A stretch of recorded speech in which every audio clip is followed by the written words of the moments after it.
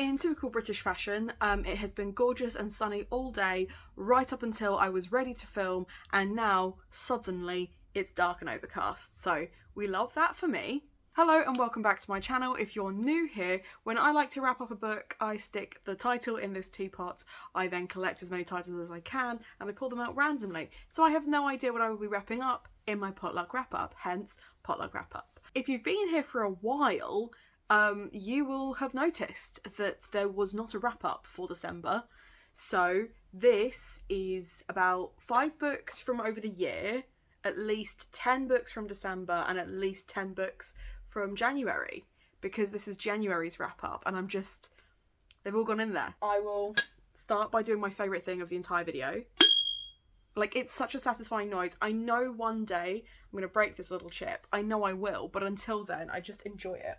Show you, there are so many titles in this. Give it a good old shake. Now, because there are so many titles, and I do have a habit of waffling on, I set myself a 20-minute timer. So I'm going to click go on my timer, which is absolutely the Google one, because of course it is. I don't want the cat going off at 20 minutes, that will freak me out.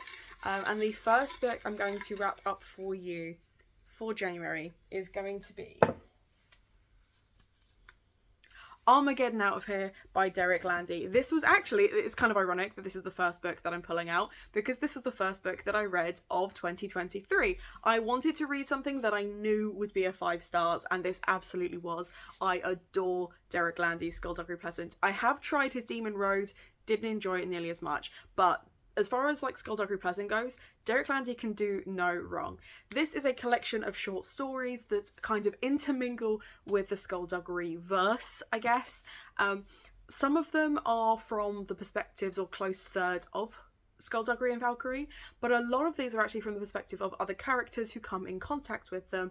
Some of them are origin stories, some of them are just kind of backgrounds on references, some of them are callbacks to other things, and others are short stories that are inspired by characters created during competitions and stuff. So there's a really wide variety of different topics in this, and there was one in particular where a father knows a place is haunted and has to return, and his family's in jeopardy, and that one nearly broke my heart.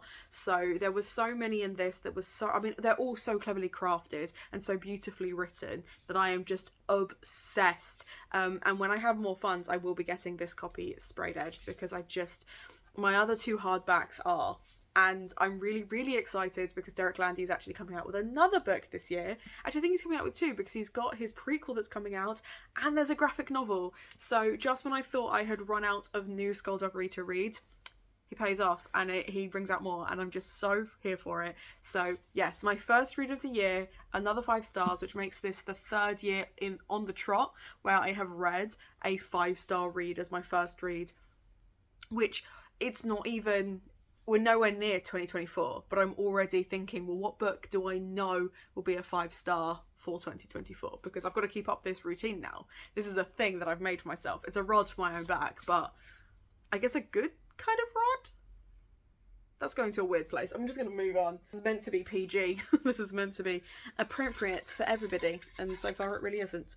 The next book that I'm going to be wrapping up for January is Artemis Fowl. Okay.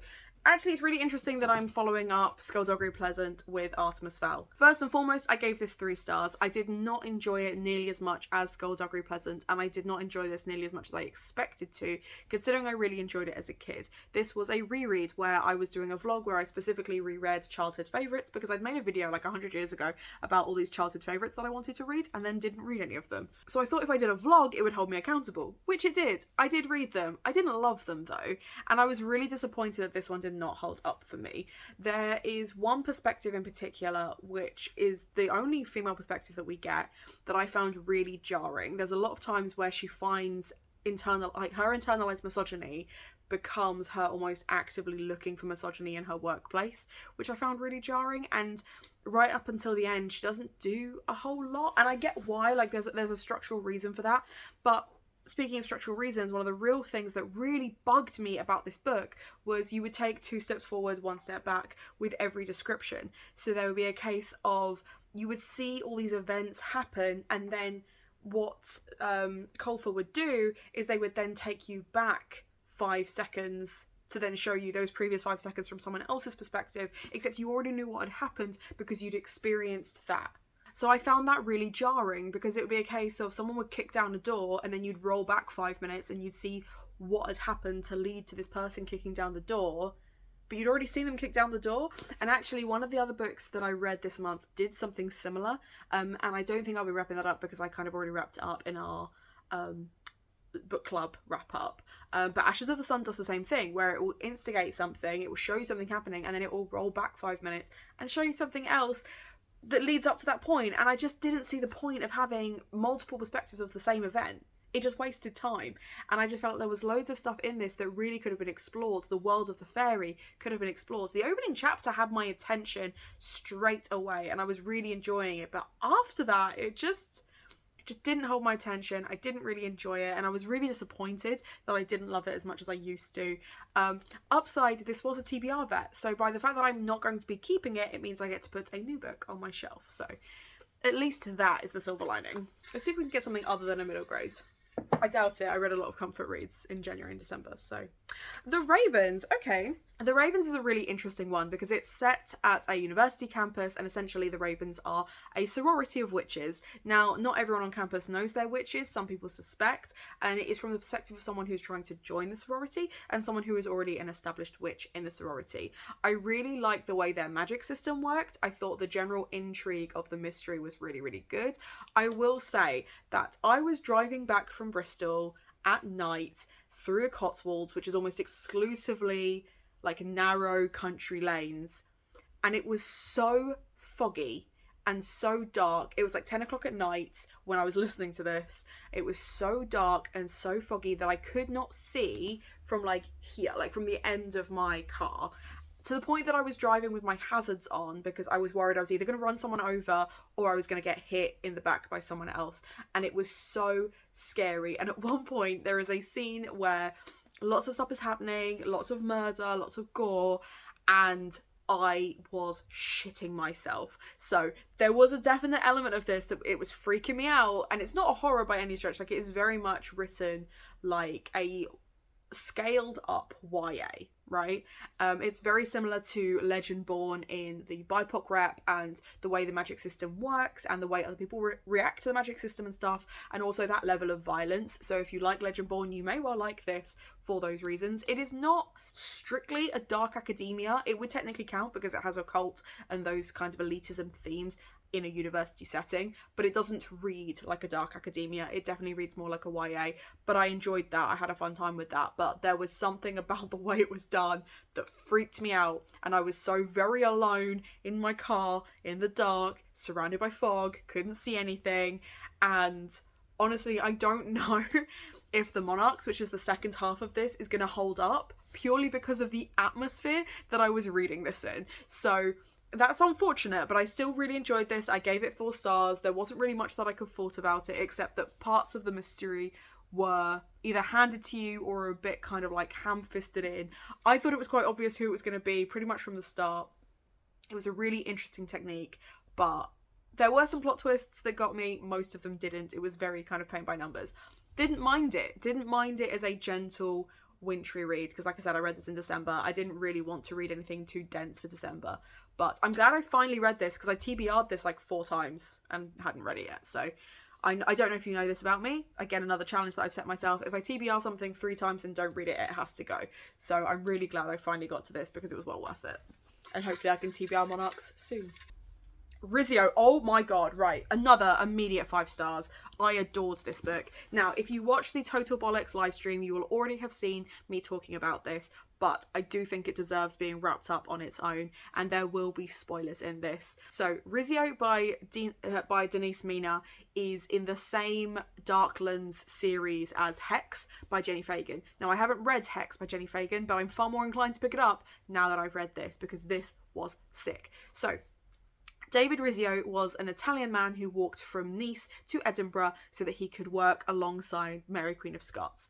And that was all great, except he became very influential with the Queen, and a lot of her lords did not like that. There was a lot of political conflict because of the Reformation of the Church. Calvinism, Protestantism, and Catholicism were all kind of fighting for some kind of leadership. And at this point of the story, Queen Mary is pregnant with her first child. I don't know if she has any other children previously, but I know that this is like her first full-term child. Now, she's in her third term. It's a very dangerous term for women of that time, but she's enjoying a supper. Now, what she doesn't know is her husband is very jealous of the attention that she is getting from David Rizzio because they have previously been lovers. He's a very very kind of petulant teenager in a grown man's body, and he's being used as a puppet by his father, who wants him to be king because his father knows that he can control him. So there is a coup to kill David Rizzio, hence Rizzio, and the coup kind of takes place over this 24 hours. It's a very, very short book because it all happens very, very quickly, but what I really, really like is the writing style of this was so clever because there is so many layers in each sentence, and just when you think you might like a character, they do something awful or they are tied to something awful that reminds you that people don't work in those binaries. No one is good or bad. All these people have their own agenda. They are all aristocrats. They are all kind of trying to usurp each other. It was just very, very clever. And if you really enjoy the kind of layered writing of Hamnet or anything by Maggie O'Farrell, or you like the drama of If We Were Villains, this is a really nice combination of the two, with very truncated writing, very kind of succinct storytelling, and it was just so clever. And it had me on the edge of my seat. This was like reading My Sister the Serial Killer, but set back in the 1500s. Like, it was so clever, so much fun. And if you like a gothic book, or if you want to try some kind of gothic historical fiction as like a little palate cleanser or a little gateway book into that genre, could not recommend this enough. This was so good. And this was a cover buy. I had never heard of this before. I just walked into Waterstones one day with Lizzie, because usually I can get my own books in, so I wouldn't normally see something like this in this instance, but spotted it, had to have it. So glad I bought it. So glad. I have since discovered that there is a hardback edition of it, and not gonna lie, I am tempted. I shouldn't, because I don't really have the space for it on my shelves, but I would love the hardback edition of this. So next is Glass Houses, The Morganthau Vampires Volume 1. This was a buddy read that I buddy read with Amy from YA Under My Skin and Lizzie from Bombadil Bookish. Now, I had not read this series when it first came out, whereas for Lizzie and Amy it was a reread, and it was really interesting hearing their chat about it, because I feel for both of them the nostalgia really saw them through, whereas because I had never read this series before, I could only see issues with it, and it was such a shame because I feel like if I had read it as a teenager, I would have adored it. Like, I would have lapped this shit up. So Morganthau Vampires, you've got a young girl who is basically being bullied by this other woman at her college. Again, she's like 17 but at university somehow, because that's how the college system works in the US, I guess. Now, she sees this ad to join the Glass House. They don't really want her there because she's underage, but they see that there's no real way that she can ever go back to her dorm because she's being bullied so aggressively. Like, she will straight up be murdered. Now, unfortunately, she has drawn the attention of someone who is affiliated with the Morganthau Vampires, and she learns about how these vampires are basically running the town and how the magic doesn't really allow people to leave, or if they do leave, they forget all about it, and that's why the world doesn't know about these vampires. The vampires very much have a foothold in this town. They run everything, and unfortunately she's landed on the wrong side of them. Very interesting concept. I really like the fact that rather than vampires being like secretive in this place, they have just kind of established this as their territory. I really like that, because it does make me wonder sometimes with the sheer force and will of vampires, how True Blood and Morganthau Vampires are the only ones that have really had vampires come into the light. Like, what? And that was not a pun intended, but I'll take it. I really like the fact that there is an established hierarchy that they work with and against the humans. That was really, really interesting. The thing I found difficult was the love interest was an arse, and there were things that he did and said that was so problematic, and yet the entire time the main character's like, he's so dreamy though, and I was just like, he's not. And I found that really jarring. I found the best friend amazing. She was great, but there were elements of it that I just thought were a bit convoluted and a bit overdone. there was real tension because the police get involved and things like that, and the police are working with vampires and police corruption. Shocker. Loved that. I thought the premise of it was really, really clever. I'm not continuing the series, but I am staying in the buddy group chat because I want to hear what they think of later books. I don't have the later book. I started with the audiobook because it was free on Audible, and unfortunately they don't have 2, but they do have 3, 4 and 5. So who knows, maybe I will join again, but I doubt it. I don't think this is a series that I really want to bed my time into. So it got 3 stars. There was nothing fundamentally wrong with it if you had read it back then, but for a modern reader, I don't know if I could recommend it. So that's kind of where that is. Oh god, I've only got like 5 minutes and I've got so many goddamn books in this basket still. Right, let's try and get some December ones because I need to clear those, ideally. Next is Tea Apollo Blue. Now, Tea Apollo Blue, again, was an absolute cover buy. I saw that it was going to be a 90s styled dark academia. I had heard rumours of the beautiful end pages, and this was a lovely surprise. So I was really, really excited to see that, and I really like the fact that this is what I consider a true dark academia. This is almost like a Greek tragedy in the way this man's life just falls apart. So you have a Cambridge scholar who has been lecturing, he's been working really hard, and he specialises in Tea Apollo and historical art. He then essentially loses his job. He gets asked to leave after he makes a blunder insulting a modern art piece that has come to Cambridge. Now, there is a lot of kind of like puppeteering in the background, but we never really find out if that is true puppeteering or if it is just in his head. And that like distance between what we know to be true and this psychological mystery of what is actually true and what's actually happening to him is really interesting. There is a lot about internalized homophobia in this. There is a lot about him exploring who he is and how he came to terms with his sexuality and whether he ever really came to terms with his sexuality. And I thought that was really interesting as well.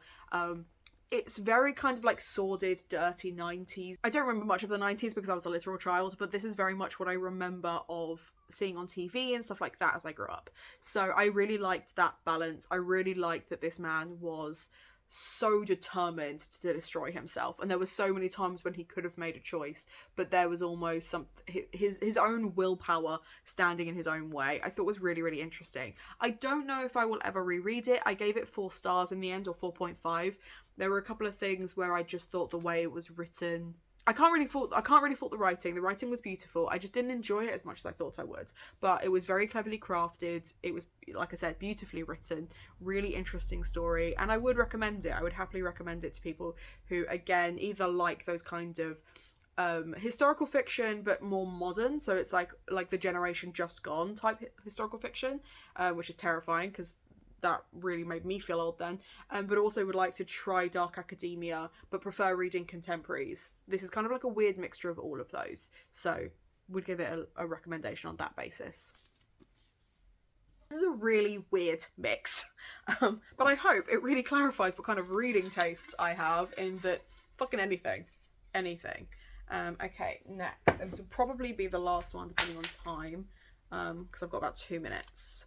Anne of Green Gables. Actually, I will probably squeeze in another one after this because I just really quickly want to say that I read and unhauled this, not because necessarily there was anything wrong with it. I can absolutely see why people really enjoy this. It just isn't my kind of classic. This and Little Women, they're very happy, they're very upbeat, you know, they're going to end well. That's not the kind of classics I like to read. I like to read straight up tragedies. I like ones to read kind of like this. So I found that the main character, she's very chatty, she's very likeable, very much related to her, and the fact that she just constantly chunters away about her ideas and things like that, and people just pounded to her. But I felt like as a very, very gentle read, it's just not the kind of classic I like, so I probably won't keep it.